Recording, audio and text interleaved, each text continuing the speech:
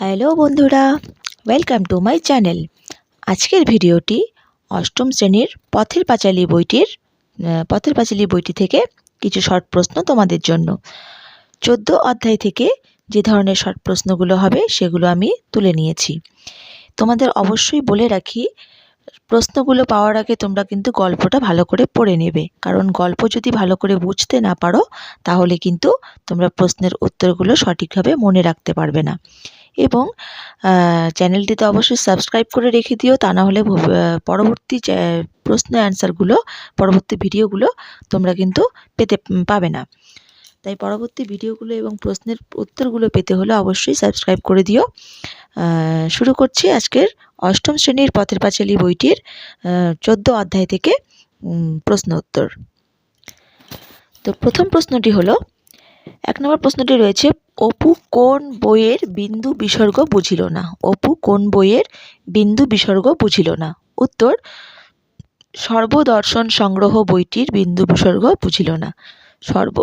সর্বদর্শন সংগ্রহ বইটির বিন্দু বিসর্গ বুঝিল না।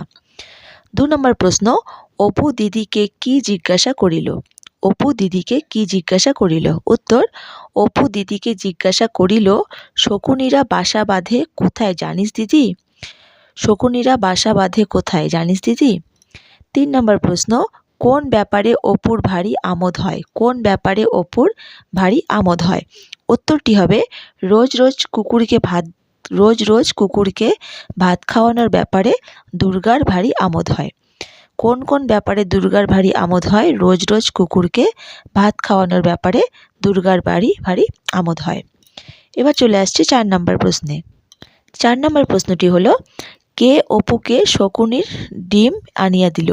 কে অপুকে, আমি স্পেলিংটি এখানে ভুল লিখেছি, শকুনি লিখেছি, এটা রস্যকারটা হবে না, হ্যাঁ, শকুনি। কে অপুকে শকুনির ডিম আনিয়া দিল? উত্তর, পাড়ার এক রাখাল অপুকে শকুনির ডিম আনিয়া দিল। পাড়ার এক রাখাল অপুকে শকুনির ডিম আনিয়া দিল। 5 নম্বর প্রশ্ন, অপু শকুনির ডিমের পরিবর্তে রাখালকে কি দিল? অপু শকুনির ডিমের পরিবর্তে রাখালকে কি দিল? উত্তর, 2 পয়সা এবং কিছু কড়ি। 2 পয়সা এবং কিছু কড়ি। 6 নম্বর প্রশ্ন, কোন জিনিসগুলো অপুর প্রাণ? কোন জিনিসগুলো অপুর প্রাণ? উত্তর, কড়িগুলো অপুর প্রাণ। কড়িগুলো অপুর প্রাণ। নেক্সট 7 নম্বরে রয়েছে, অপু সর্বদর্শন সংগ্রহ বইটি কোথায় লুকিয়ে রাখত? অপু সর্বদর্শন সংগ্রহ বইটি কোথায় লুকিয়ে রাখত? উত্তর, নিজের ডালা ভাঙা বাক্সটির মধ্যে। নিজের ডালা ভাঙা বাক্সটির মধ্যে। 8 নম্বর প্রশ্ন, সর্বদর্শন সংগ্রহ বইটিতে মানুষের ওড়ার ব্যাপারে কি লেখা ছিল? সর্বদর্শন সংগ্রহ বইটিতে মানুষের ওড়ার ব্যাপারে কি লেখা ছিল? উত্তর, সর্বদর্শন সংগ্রহ বইটিতে লেখা ছিল যে পারদ শকুনির ডিমে রেখে 2 দিন রোদে দেওয়ার পর সেটি মুখের মধ্যে রাখলে মানুষ উঠতে পারে।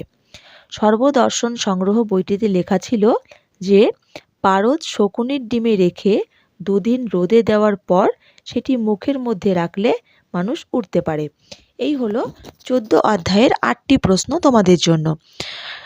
তো সেখান থেকে বড় প্রশ্নও হতে পারে, তবে যেহেতু আমি প্রথমে শর্ট কোশ্চেনগুলি তোমাদের জন্য রেখেছি, শর্ট কোশ্চেনগুলো ফলো করো।